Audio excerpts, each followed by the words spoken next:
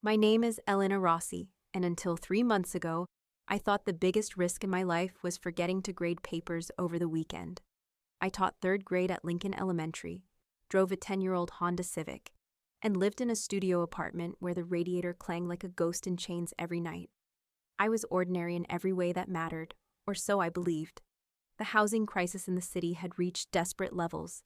Teachers like me were being priced out of neighborhoods we'd called home for years. When Mrs. Chen, the elderly woman who owned the brownstone where I rented my cramped studio, told me she was selling to developers, I felt my carefully constructed world begin to crumble. "You have 60 days, dear," she said, her weathered hands folding a stack of official-looking papers. "I'm sorry, but my grandson needs the money for his business. 60 days to find affordable housing in a city where a parking space cost more than my monthly salary." I spent every evening after work scrolling through rental listings that might as well have been written in a foreign language. 2-bedroom apartments for $4,000 a month. Studios and basements for twice what I was paying. The math didn't work, no matter how I calculated it.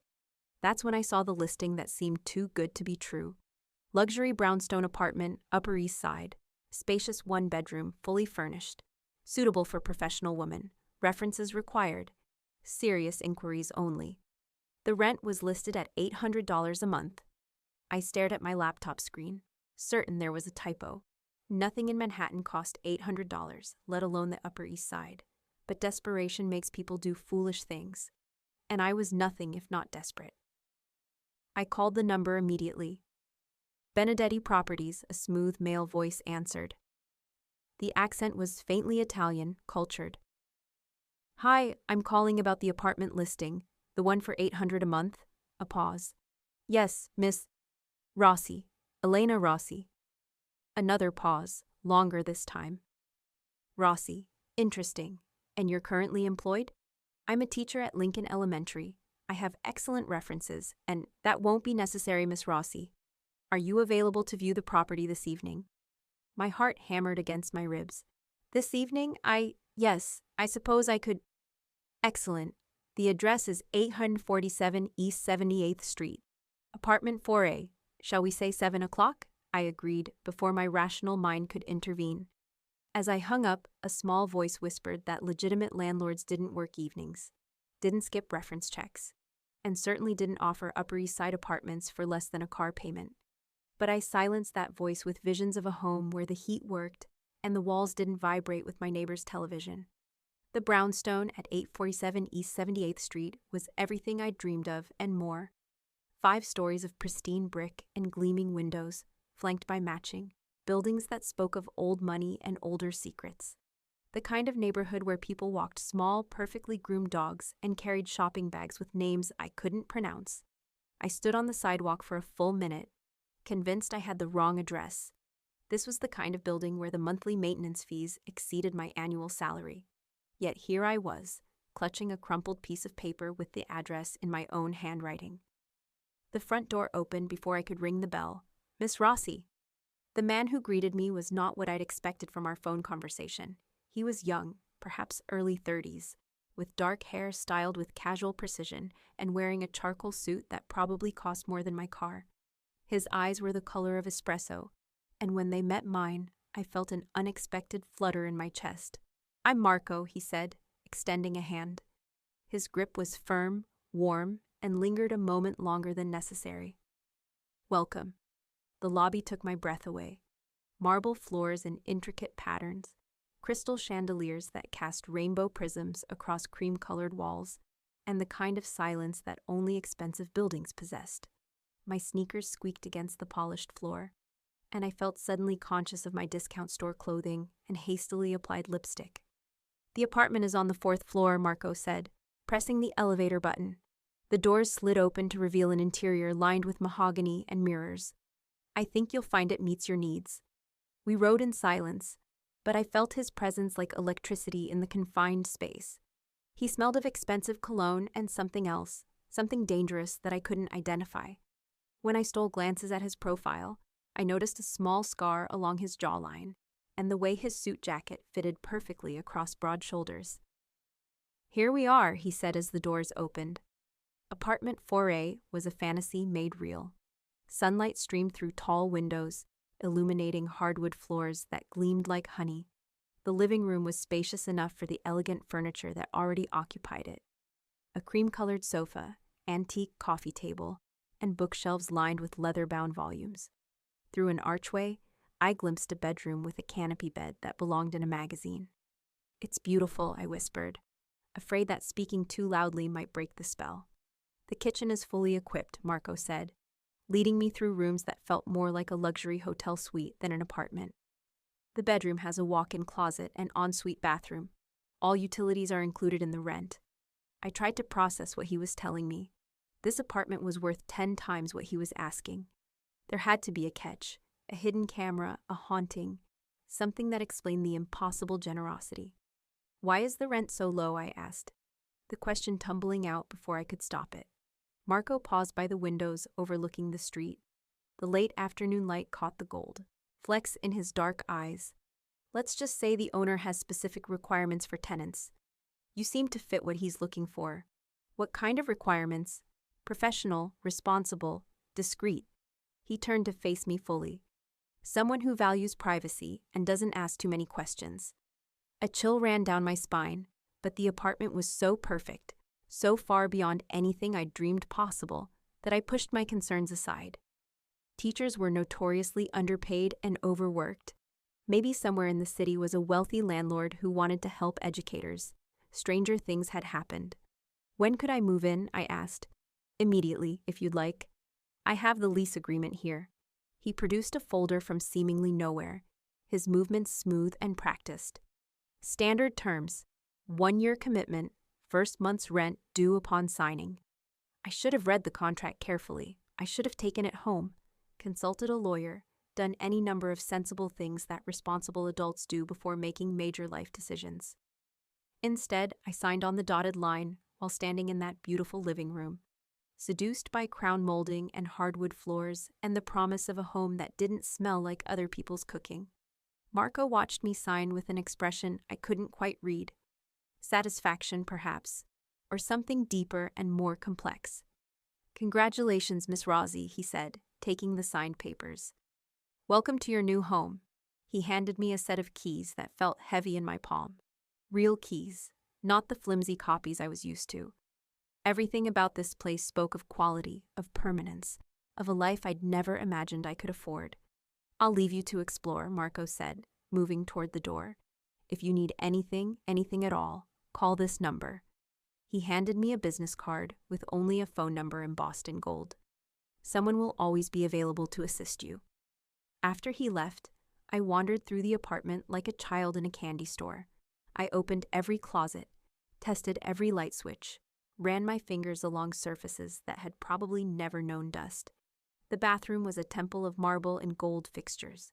The kitchen had appliances I didn't recognize and counter space I'd only seen in cooking shows. As the sun set, casting long shadows across the living room, I allowed myself to believe that my luck had finally changed.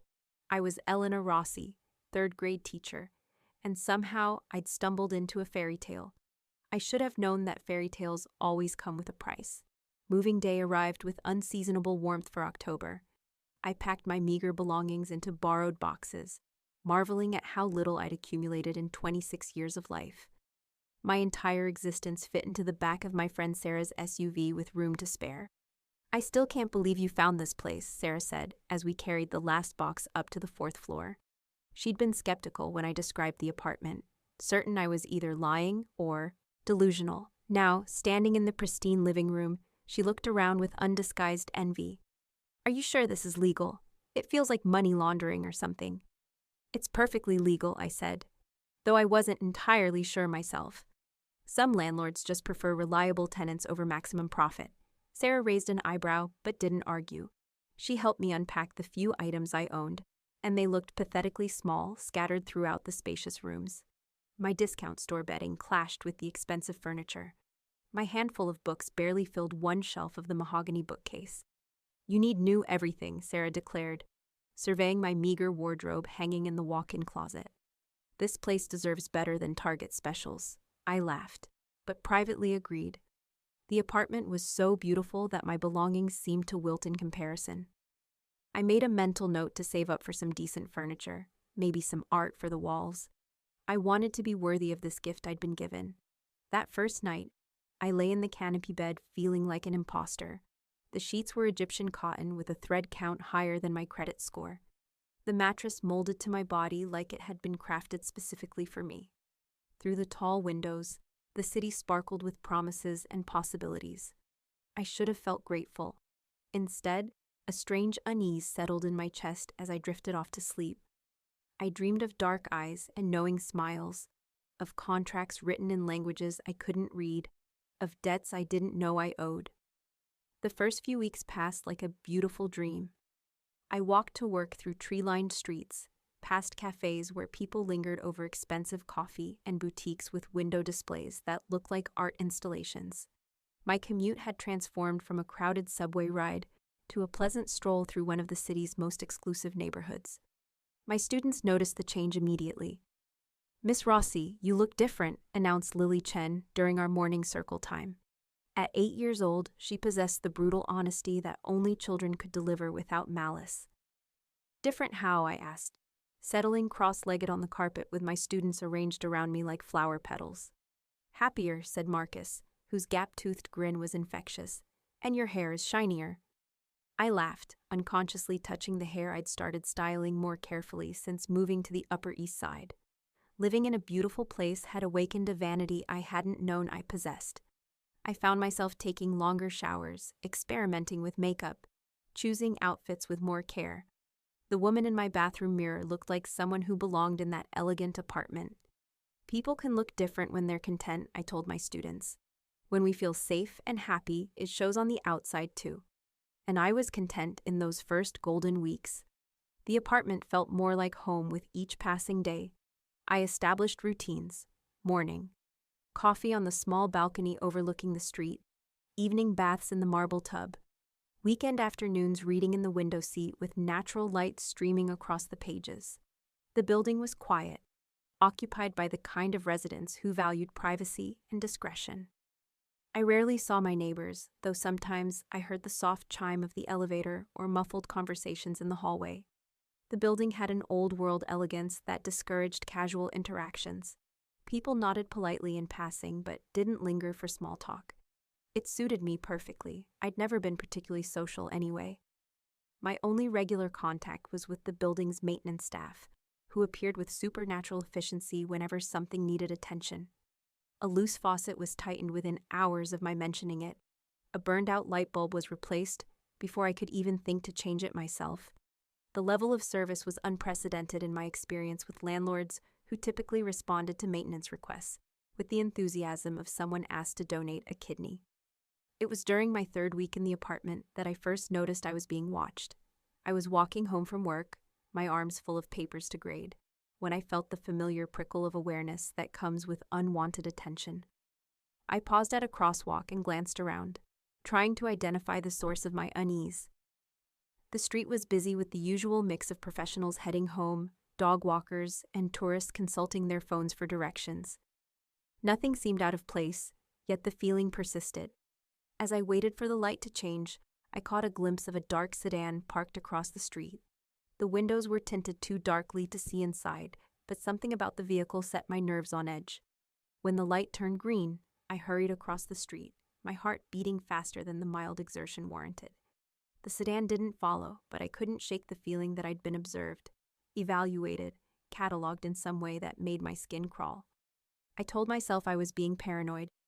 Living in such an expensive neighborhood had probably made me hyper-aware of my surroundings. People with money were naturally more security conscious, more suspicious of strangers. The sedan could have belonged to anyone: a driver waiting for a client, someone making a phone call, a resident of one of the many luxury buildings that lined the street.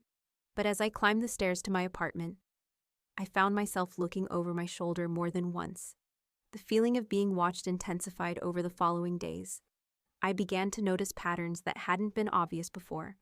The same faces in different locations, cars that appeared on my route to work multiple days in a row, the subtle sensation of eyes following my movements, even when I couldn't identify their source. I started varying my routine, taking different routes to school, shopping at different stores, changing my schedule in small ways that might confuse anyone trying to track my movements.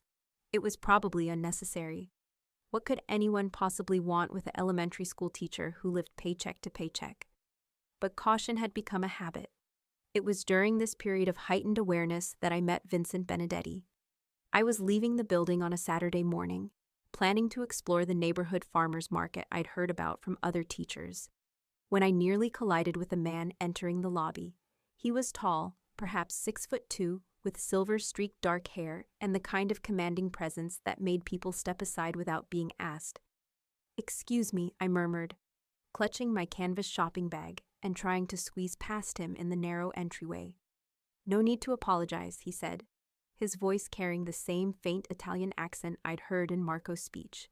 He stepped back to give me room, but not before I caught the scent of expensive cologne and saw the way his charcoal suit fit his frame with custom precision. "You must be Miss Rossi." I froze. "How do you know my name?" His smile was warm but didn't quite reach his eyes. "I make it my business to know who lives in my buildings. I'm Vincent Benedetti." The name hit me like cold water. Benedetti Properties. The man who'd arranged my lease, though I'd only spoken with Marco. I found myself face to face with my mysterious benefactor, the person responsible for the miracle of my affordable luxury apartment. "Mr. Benedetti," I managed, extending my hand. "Thank you so much for the apartment. It's changed my life." His handshake was firm, his skin warm and slightly rough, not the soft hands of someone who'd never done manual labor. "I'm glad you're settling in well. Marco mentioned you seemed very happy with the arrangement." "I am. More than happy. It's perfect." "Good." His dark eyes studied my face with an intensity that made me self-conscious. "I believe in taking care of people who deserve it. Teachers, especially. You shape the future, Miss Rossi. That's valuable work." The compliment should have made me feel good, but something in his tone suggested layers of meaning I couldn't quite grasp. He spoke like a man accustomed to being obeyed, to having his words carry weight beyond their surface meaning. "I should let you get to your errands," he said, stepping aside, "but I hope we'll have the chance to speak again soon. I like to maintain personal relationships with my tenants." I nodded and escaped into the bright morning, my heart racing for reasons I couldn't identify. Vincent Benedetti was undoubtedly handsome, distinguished in the way that successful older men could be. But something about the encounter left me unsettled. The way he'd known my name, the familiarity in his tone, the sense that our meeting hadn't been accidental at all. As I walked toward the farmer's market, I couldn't shake the feeling that I'd just been interviewed for a position I hadn't applied for. The farmer's market was a revelation of organic produce and artisanal everything. The kind of place where people paid $20 for a jar of locally sourced honey and considered it a bargain. I wandered between stalls selling flowers that cost more than my weekly grocery budget and cheese that came with detailed provenance stories. I was examining a display of heirloom tomatoes when I heard a familiar voice behind me. "They're beautiful, aren't they? But overpriced, like everything in this neighborhood." I turned to find Marco approaching with a small bag of what looked like expensive coffee beans. In daylight, he was even more striking than I'd remembered. His dark hair caught the sun with hints of bronze, and his casual clothes, jeans and a navy sweater, somehow looked as expensive as the suit he'd worn during our first meeting. "Marco," I said, surprised by how pleased I was to see him.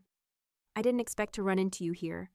"I live nearby," he said, falling into step beside me as I continued browsing. "How are you settling into the apartment?" "It's wonderful. Better than wonderful, actually. I keep waiting for the catch." His smile faltered for just a moment. "What kind of catch?" "I don't know. It just seems too good to be true. Beautiful apartment, perfect location, rent I can actually afford. Things like that don't usually happen to people like me." "What kind of people are you?" he asked quietly. I gestured to my thrift store clothing and canvas bag. "Ordinary people, teachers who shop at discount stores and drive old cars. Not the kind of people who live on the Upper East Side." Marco stopped walking and turned to face me. The intensity in his dark eyes made my breath catch. "Maybe it's time you realized you're not as ordinary as you think, Elena." The way he said my name sent a shiver down my spine. There was something intimate about it, familiar in a way that suggested he'd been thinking about me, saying my name in his mind. "I should get back," I said, suddenly flustered. "I have papers to grade." "Of course. But Elena..." He caught my arm gently as I started to turn away. "If you ever need anything, don't hesitate to call. The number I gave you, it's available 24 hours a day." That seems excessive for a property management company. His thumb brushed across my wrist where he still held my arm. "We take very good care of our special tenants." I pulled away, disturbed by the warmth his touch sent through my system. "I should go." "Of course. Enjoy the rest of your weekend." I hurried away, but I could feel his eyes following me until I turned the corner and disappeared from sight. Back in my apartment, I tried to focus on grading papers, but my mind kept returning to the encounter. The way Marco had looked at me, the implication that I was somehow special, different from other tenants. And then there was Vincent Benedetti himself, appearing in the lobby like he'd been waiting for me. Too many coincidences, too many meaningful glances and loaded conversations. I was beginning to suspect that my fairy tale apartment came with strings I was only starting to see. That night, I did something I should have done weeks earlier. I researched Vincent Benedetti online. The search results were surprisingly sparse for someone who apparently owned multiple properties in Manhattan. A few mentions in business journals, some charity event photos where he appeared in expensive tuxedos alongside other well-dressed people whose names meant nothing to me. He was described as a private investor and real estate developer, but the articles were vague on specifics. What struck me was how carefully curated his public image appeared to be. The photos showed him at respectable events, museum galas, hospital fundraisers, educational foundation dinners. He looked like the kind of successful businessman who donated to worthy causes and preferred to stay out of the spotlight. But there was something else, a shadow behind the carefully constructed public persona. In several photos, I noticed men in dark suits standing slightly behind Vincent, their posture suggesting they were more than casual companions. Security, perhaps, though that raised the question of why a real estate developer would need bodyguards. I closed my laptop, feeling more confused than enlightened.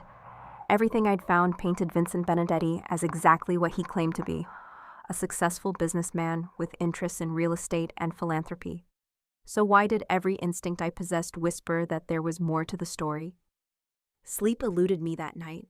I lay in the beautiful canopy bed, staring at shadows dancing across the ceiling, and tried to make sense of the unease that had been growing since I'd signed that lease. The apartment was perfect. My landlords were attentive to the point of being overly accommodating, and I was living a life I'd never imagined possible. So why did I feel like I was waiting for the other shoe to drop? The answer came sooner than I expected. I was walking home from school on a Tuesday afternoon, my arms full of art projects my students had created for Halloween, when I noticed the dark sedan again. This time, it wasn't parked across the street. It was moving slowly along the curb, keeping pace with my walking speed. My heart began to race. I quickened my steps, clutching the art projects tighter against my chest. The sedan matched my pace, its tinted windows revealing nothing about the occupants inside. At the next intersection, I made a sudden decision. Instead of turning toward my building, I continued straight, heading into a busier commercial district, where there would be more people around. The sedan followed. Panic clawed at my throat. I ducked into the first store I saw, a small boutique that sold overpriced clothing to women with more money than sense. The sales associate looked up from her magazine with practiced boredom. "Can I help? You find anything?" she asked, taking in my discount store outfit and cardboard box of children's art with barely concealed disdain. "I'm just browsing," I managed, moving toward the window where I could watch the street. The sedan was parked directly outside, engine running. As I watched, the driver's door opened and a man in a dark suit emerged. He was tall, broad-shouldered, with the kind of alert posture that suggested military or law enforcement training. He looked directly at the boutique window, and even though the glass was tinted, I had the distinct impression he could see me. "Miss?" The sales associate had approached, her voice sharp with suspicion. "Is everything all right?" I forced a smile. "Fine, just fine. Do you have a back exit?" Her carefully plucked eyebrows rose. "A back exit? This isn't a department store, honey. We have a front door and a stockroom." Through the window, I saw the man reach into his jacket. My imagination supplied a dozen terrible possibilities for what he might be retrieving. and I made a decision that would have seemed insane a few months earlier. I dropped the art projects and ran. The boutique's door chimed frantically as I burst through it, startling pedestrians on the sidewalk. I heard the sales associate calling after me, probably concerned about the scattered Halloween decorations I'd abandoned, but I didn't stop. I ran toward the busy intersection ahead, weaving between people walking dogs and pushing strollers, my teacher's practical flats slapping against the concrete. Behind me, I heard car doors slamming and the sound of footsteps that seemed to be gaining ground. I didn't look back. The intersection was crowded with after-work foot traffic. I plunged into the crowd, using other people as cover while I tried to think. Going home was out of the question. They clearly knew where I lived. Going to the police seemed absurd. What would I tell them? That I thought someone was following me, but I didn't know who or why.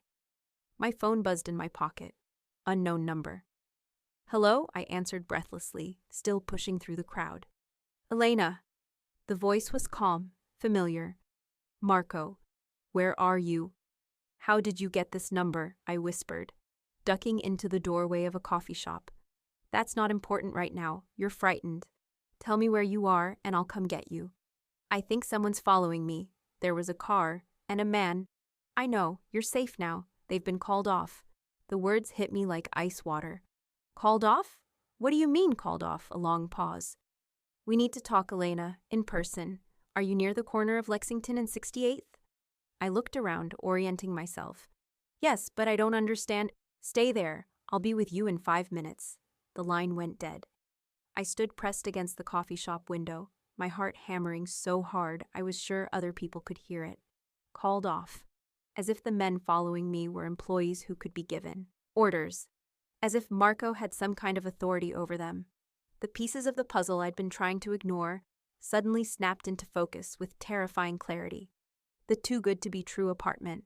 The mysterious landlord who knew my name. The property manager who appeared at convenient moments.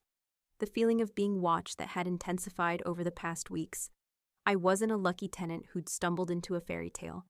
I was something else entirely, though I couldn't yet bring myself to acknowledge what. A black town car pulled up to the curb, and Marco emerged from the passenger seat. He looked around the crowded intersection until his eyes found mine, and then he was moving toward me with the fluid grace of someone accustomed to navigating through crowds. "Elena," he said when he reached me, his voice gentle, but his eyes hard with some emotion I couldn't identify. "Come with me. We need to talk." "I'm not going anywhere with you," I said, backing against the coffee shop window. "Not until you explain what's happening." "I will, I promise. But not here, not like this." He gestured to the busy street around us. "Please, trust me." "Trust you?" The laugh that escaped me was sharp with hysteria. "You just admitted you had people following me, people you could call off with a phone call. Why should I trust you?" Marco's jaw tightened. He looked around the intersection again, and I followed his gaze to see 2 men in dark suits standing at strategic points in the crowd. They weren't looking directly at us, but their positioning was too deliberate to be coincidental. "Because," Marco said quietly, "the alternative is much worse than anything I would ever do to you." The sincerity in his voice, combined with the growing awareness that we were surrounded by watchers I couldn't identify, made my decision for me. I followed him to the town car. The interior was leather and luxury, with tinted windows that turned the busy street into a distant movie playing outside our private world. Marco sat beside me, close enough that I could smell his cologne and see the tension in his jaw. "Driver, take us to the house," he said to the man behind the wheel. "What house?" I asked, my voice smaller than I'd intended. "Somewhere we can talk privately, somewhere safe." "Safe from whom?" Marco turned to study my profile as the car pulled into traffic. "That's a complicated question with a complicated answer. Try me, I'm smarter than I look." His smile was sad. "I know exactly how smart you are, Elena. That's part of the problem." We drove through Manhattan in silence, the city streaming past the tinted windows like a familiar dream turned strange. I tried to memorize our route, but the driver took turns that seemed designed to confuse rather than reach a specific destination efficiently. Finally, we pulled up in front of a townhouse that looked like it belonged in a different century. 4 stories of pristine stone and wrought iron with window, boxes full of flowers that probably cost more than my monthly salary. It was the kind of building that whispered old money and older secrets. "This is Vincent's house," Marco said as he helped me out of the car. "He's waiting for us." "I don't want to see Vincent," I said, planting my feet on the sidewalk. "I want to go home." "Elena." Marco's hands were gentle on my shoulders, but I could feel the strength in them. "Home isn't safe for you right now, not until we sort this out." "Sort what out? I don't even know what this is." "Then come inside and let us explain."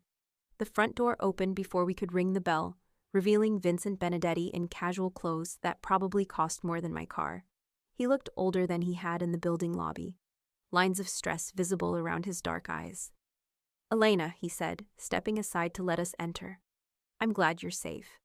"Safe from what?" I demanded, but my words echoed in a foyer that was clearly designed to intimidate. Marble floors, crystal chandelier, oil paintings that looked like they belonged in museums. This wasn't just wealth, it was power made manifest in real estate and antiques. "Come into the study," Vincent said. "We have a great deal to discuss." The study was all dark wood and leather, with floor-to-ceiling bookcases and windows that overlooked a private garden. Vincent poured himself a drink from a crystal decanter and offered me one, which I declined. My hands were shaking too badly to trust myself with expensive glassware. "Sit," Vincent said, gesturing to a leather chair that probably cost more than most people's cars. I remained standing. "I want to know what's going on, right now." Vincent and Marco exchanged a look that seemed to communicate volumes. Finally, Vincent sighed and sank into the chair behind an enormous desk. "The apartment you're living in belongs to my family," he began. "It has for 3 generations. It's been reserved for a very specific purpose." "What kind of purpose?" Another loaded glance between the 2 men. Marco moved to stand behind my chair, close enough that I could feel the heat radiating from his body. "A marriage," Vincent said finally. The word hit me like a physical blow. "A marriage? What are you talking about?" "The lease you signed wasn't just a rental agreement, Elena. It was a marriage contract." The room tilted around me. I gripped the back of the leather chair, my knuckles white against the dark upholstery. "That's impossible. I read the contract. It was a standard lease." "You read what you expected to see," Vincent said gently. "The document you signed was written in legal language that has dual meanings. On the surface, it appears to be a rental agreement, but the specific phrasing, the clauses about exclusivity and commitment, the penalties for breaking the contract, they constitute a binding agreement to marriage under very old laws that are still technically valid." "That's insane. You can't trick someone into marriage." "We didn't trick you," Marco said quietly. "We offered you something you needed, a home, security, a place where you could be safe and cared for. The marriage is just the legal framework that makes it possible." I spun to face him, fury overriding fear. "Marriage to whom?" Vincent cleared his throat. "To me." The words hung in the air like smoke from a gun. I stared at this distinguished man with his silver-streaked hair and expensive suit, trying to process what he'd just told me. "You're insane," I whispered. "Both of you. This is kidnapping, false imprisonment, fraud." "It's none of those things," Vincent said calmly.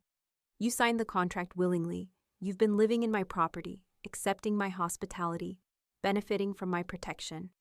The marriage is simply the formalization of an arrangement that already exists." "Protection from what?" "From people who would hurt you to get to me," Marco said. "From enemies who see you as leverage. From a world that doesn't understand the kind of life Vincent lives." "What kind of life is that?" Vincent stood and walked to the window overlooking his private garden. "I'm what you might call a businessman with interests that extend beyond traditional real estate development." The euphemism hung between us, loaded with implications I didn't want to examine too closely.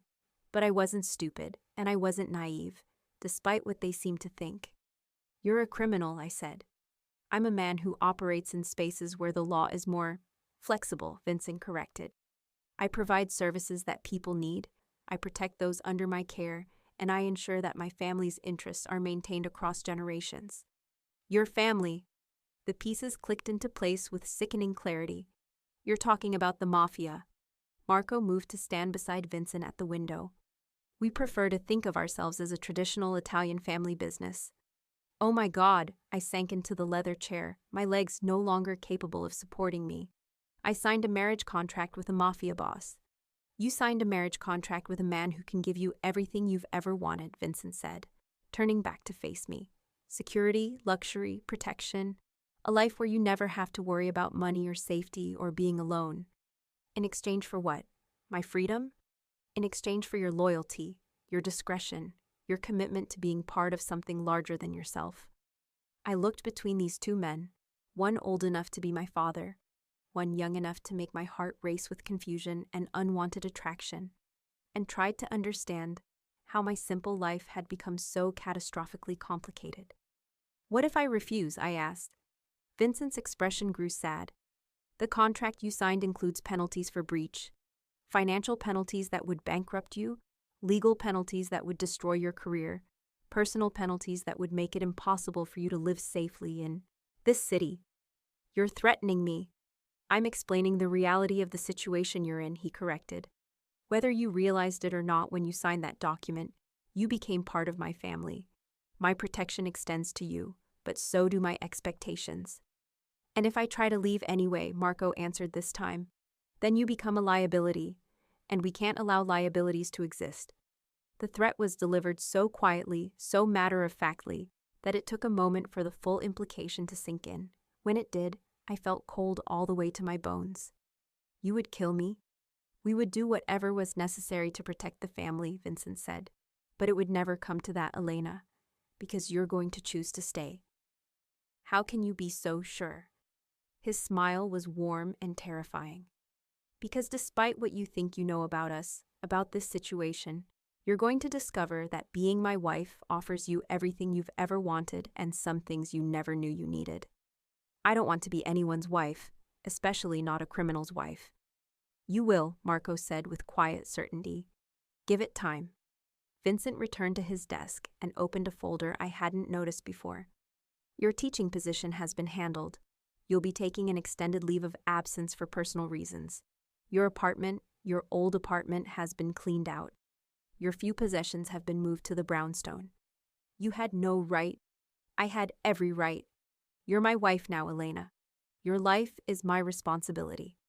The folder contained papers I recognized, my teaching contract, my lease with Mrs. Chen, various official documents that constituted the framework of my ordinary life. All of them had been altered, canceled, or transferred. Your friend Sarah has been told that you've accepted a position at a private school that requires you to live on campus, Vincent continued. She was sad to see you go, but understood that it was an opportunity you couldn't pass up. You've thought of everything. I've spent 3 months planning for this conversation, he admitted. From the moment Marco told me about you, I knew you were exactly what I'd been looking for. What you'd been looking for. A wife who could understand the complexities of my life. Someone intelligent enough to navigate the social requirements of my position, but innocent enough not to be corrupted by them. Someone who could be trusted with secrets, but would never betray the family's interests.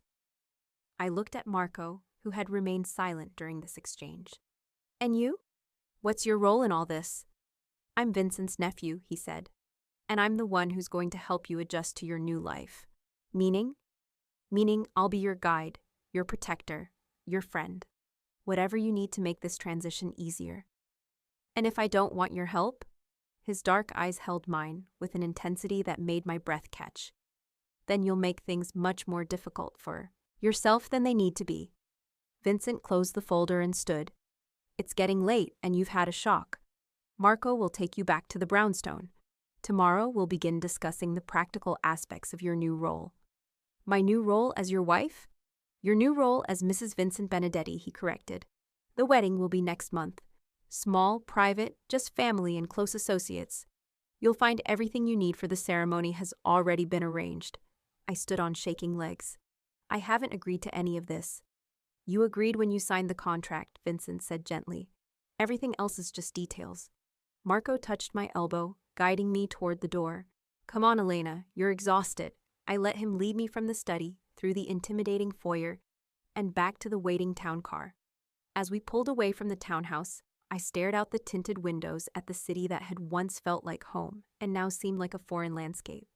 He's right, Marco said quietly. About the contract. The legal language is binding under laws that predate modern marriage statutes. You could fight it in court, but it would take years and cost more money than you could ever raise. So I'm trapped. You're protected, he corrected. There's a difference. I don't see it. You will, in time. We rode in silence back to the brownstone that I now understood was more prison than palace. As Marco walked me to the elevator, I felt the weight of my new reality settling around me like chains made of gold. Will you be all right tonight? He asked as the elevator doors slid open. Do I have a choice? You always have choices, Elena. The question is whether you're willing to accept the consequences of making them. The elevator carried me up to the 4th floor, to the apartment that had once seemed like a fairy tale and now felt like a beautiful cage. As I unlocked the door, I wondered if I would ever again feel free. Inside, everything was exactly as I'd left it that morning, with one exception. On the kitchen counter sat a single red rose and a note written in elegant handwriting, "Welcome to the family." V. I picked up the rose, careful of the thorns, and tried to imagine a future where this strange, terrifying situation could ever feel normal. Tomorrow I would begin learning how to be the wife of a man I barely knew, in a world I didn't understand, surrounded by people who saw me as either an asset or a liability. But tonight I was still Elena Rossi, elementary school teacher, ordinary woman who had made one catastrophic mistake. I had a feeling it would be the last night I could make that claim. The rose was still in my hand when I fell asleep in the canopy bed, and I dreamed of dark eyes and binding contracts, written in languages I couldn't read. My transformation began the next morning with a knock on the door at precisely 9 o'clock. I opened it to find a woman who looked like she'd stepped out of a high-fashion magazine.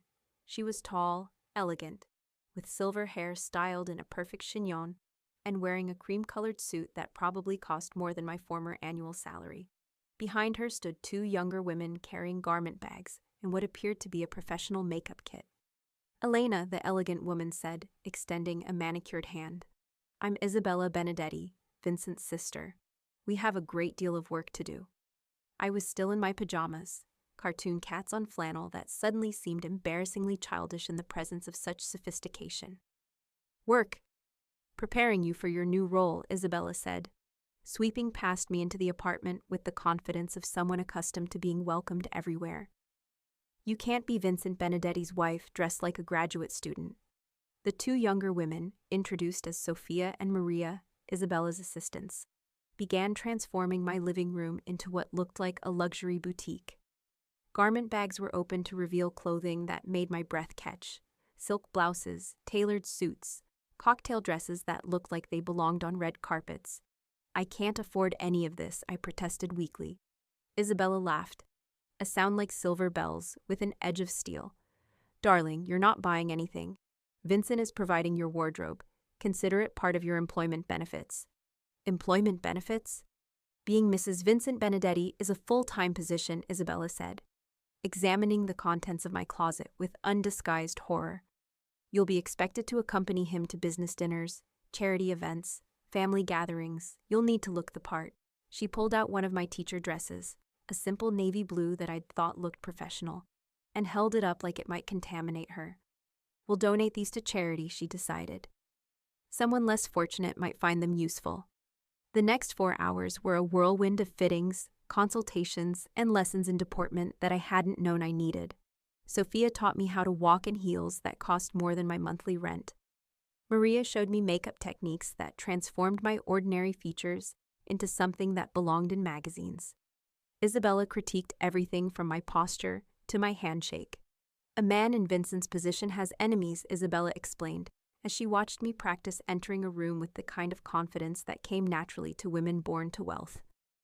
They'll be looking for weaknesses, ways to embarrass him or undermine his authority. You cannot be a weakness, Elena. You must be a strength. What if I don't want to be either? What if I just want to be myself? Isabella's smile was kind but implacable. Then you should have thought of that before you signed the contract. By afternoon, I barely recognized the woman looking back at me from the mirror. The elegant black dress fit my body like it had been designed specifically for me. My hair had been styled into a sophisticated updo that made my neck look longer, my cheekbones more defined. The makeup was subtle but transformative, emphasizing features I'd never realized I possessed. "Better," Isabella said, circling me like a sculptor examining her work. "Much better, but this is just the beginning." "The beginning of what?" "Your education. Tomorrow you'll begin lessons in Italian. Vincent prefers to speak his native language at home. You'll also start studying the family history, the business associates you'll need to recognize, the social protocols that govern our world." "Our world?" "The world you married into when you signed that contract," Isabella said matter-of-factly. "Like it or not, Elena, you're part of the Benedetti family now. That comes with privileges and responsibilities." As if summoned by her words, my phone rang. Vincent's name appeared on the screen. "Answer it," Isabella commanded. "Remember what I taught you about tone and deportment." I accepted the call with hands that trembled slightly. "Hello, Vincent. Elena, cara mia. Isabella tells me your transformation is proceeding beautifully." The endearment, "cara mia, my dear," sent an unexpected shiver down my spine. His voice was warm, intimate, like we were already the married couple he seemed to consider us. "She's been very thorough," I managed. "Good. I have dinner reservations for us tonight. Marco will collect you at 7. "Dinner reservations?" "Our first public appearance as an engaged couple. There are people I want you to meet. Relationships that need to be established before the wedding." My throat felt dry. "Vincent, I still haven't agreed to marry you." A pause. "Haven't you? You're wearing the clothes I provided, learning the lessons my sister is teaching, accepting the protection of my family. What would you call that if not agreement?" I looked at Isabella, who was watching me with sharp eyes that missed nothing. "I would call it survival." "Call it whatever you like, cara mia. The result is the same. I'll see you tonight." The line went dead. I stared at the phone, feeling the weight of inevitability settling around me like a silk shroud. "He's right," Isabella said softly. "You're already becoming who you need to be. The rest is just formality." "I don't love him. Love is a luxury, darling. Security is a necessity. Vincent can provide you with both if you let him." "And if I don't?" Isabella's expression grew sad. "Then you'll discover that the world outside this family's protection is much more dangerous than anything you'll find within it." At exactly 7 o'clock, Marco arrived to escort me to dinner. He wore a black suit that emphasized his broad shoulders and narrow waist, and when he saw me in my new finery, something flickered in his dark eyes that made my pulse quicken. "You look beautiful," he said simply. "I look like someone else. Maybe that someone else is who you were always meant to be." The restaurant was the kind of place that didn't advertise, didn't need to. Tucked away on a quiet street, it radiated exclusivity from every detail. Unmarked entrance, doorman who recognized Marco on sight, interior that whispered old money and older secrets. Vincent was waiting at a corner table that offered views of the entire dining room while keeping his back to the wall. Even in this elegant setting, he looked like a man accustomed to command. When he saw me approaching, he stood with the kind of old-world courtesy that had gone out of style decades ago. "Elena," he said, taking my hand and brushing his lips across my knuckles. "You're radiant." The gesture should have felt theatrical, but there was something genuinely reverent about the way he held my hand, the way his eyes lingered on my face like he was memorizing every detail. "Thank you," I managed, allowing him to seat me in the chair Marco held out. "I've taken the liberty of ordering for us," Vincent said, as Marco took his own seat across from me. "The chef here is exceptional, and I thought you might appreciate experiencing some of the finer things your new life will offer." The meal that followed was unlike anything I'd ever experienced. Course after course of food that was as much art as sustenance, wines that probably cost more than my former monthly salary, service so attentive it bordered on choreography. I found myself relaxing despite my circumstances, drawn into conversation that revealed Vincent to be intelligent, well-read, and surprisingly charming when he wasn't threatening my freedom. "Tell me about your students," he said over the second course. "Isabella mentioned you teach 8-year-olds. "Taught," I corrected. Past tense, apparently. "You could return to teaching, if that's what you want. After we're married, after you've settled into your new role. I'm not opposed to my wife having interests outside the home." "How generous of you." His smile acknowledged the sarcasm. I know this is difficult, Elena. I know you feel like your choices have been taken away. But I hope you'll come to understand that what I'm offering you is freedom of a different kind.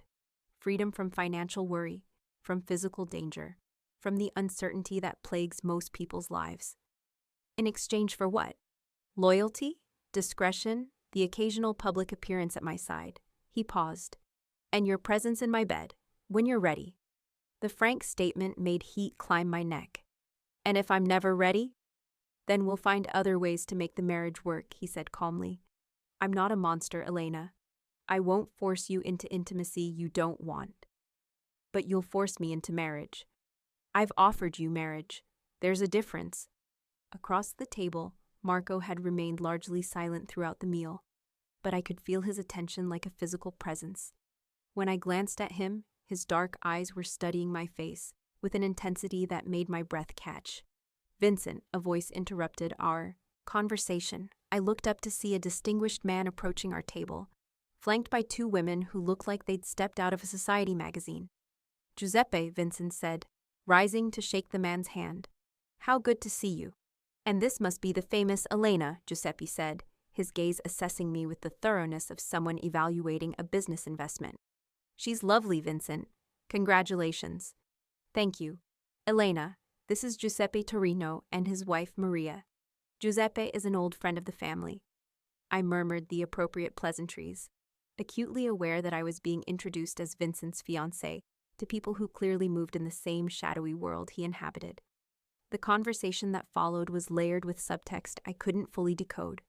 References to business deals and mutual acquaintances that painted a picture of a complex network of relationships built on power and mutual obligation. After Giuseppe and his companions moved on to their own table, Vincent leaned forward slightly. You handled that well, he said approvingly. Giuseppe is influential in certain circles. Having his approval will make things easier for you in the long run. Easier how? The world we inhabit has its own rules, its own protocols. Being accepted by the right people means being protected by them as well. Giuseppe's endorsement carries weight. Because he's a criminal too. Vincent's expression didn't change, but something dangerous flickered in his eyes. Because he's family, in the way that matters most in our world. The evening continued with similar introductions, each one reinforcing my growing understanding of the life I was being drawn into. By the time Vincent walked me back to the town car, my head was spinning with names and faces, and the subtle undercurrents of power that seemed to flow beneath every interaction. You did beautifully tonight, Vincent said, as Marco held the car door open for me. I'm proud of you. Proud of me for what? For playing dress-up? For smiling at your criminal associates? For adapting, he said simply, for showing the strength I knew you possessed. As the car pulled away from the restaurant, I caught Vincent's reflection in the window, watching until we disappeared around the corner. The possessive satisfaction in his expression made something twist in my stomach, fear, and something else I didn't want to examine too closely. He cares about you, Marco said quietly as we drove through the city. He cares about owning me. Is there a difference? I turned to study his profile in the passing streetlights. You tell me. You seem to understand his motivations better than I do. Vincent has spent his entire life protecting the people he loves. Sometimes that protection looks like control. And you? Do you think he loves me? Marco was quiet for so long, I thought he wasn't going to answer. Finally, he said, I think he loves the idea of you.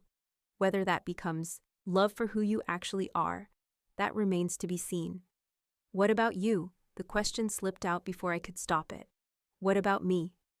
Do you think he's right? That I'll learn to accept this life, maybe even want it? Another long pause. I think you're stronger than you know, Elena. Strong enough to survive whatever comes next. That's not what I asked. He turned to meet my eyes, and in the dim light of the car's interior, his expression was unreadable. No, it's not. Back in my apartment, my beautiful prison, I stood in front of the bathroom mirror, studying the sophisticated woman who looked back at me. Isabella's transformation had been thorough, but it felt like wearing a costume, playing a role in a production I hadn't auditioned for. I thought about Vincent's hand on mine, the way he'd looked at me across the dinner table with something that might have been genuine affection. I thought about Marco's careful answers and the way his presence made me feel both safe and dangerously unsettled. And I thought about the signature on that contract, written in my own hand, that had somehow signed away the ordinary life I'd taken for granted. Tomorrow would bring more lessons, more transformations, more steps along the path toward becoming Mrs. Vincent Benedetti. Tonight was perhaps the last night I could mourn the woman I used to be. I slipped out of the elegant dress and hung it carefully in the closet beside the other expensive clothes that were supposedly mine now. In my simple cotton nightgown, I felt more like myself, but even that small comfort couldn't chase away the knowledge that Elena Rossi, elementary school teacher, was disappearing a little more each day. In her place, a stranger was emerging, someone who could wear designer clothes and make small talk with criminals and accept the reality of a marriage built on deception and necessity. I wasn't sure yet if I liked this new version of myself, but as I fell asleep in the canopy bed, I had to admit that she was stronger than the woman who had signed that contract in innocent desperation. Whether that strength would be enough for what lay ahead remained to be seen.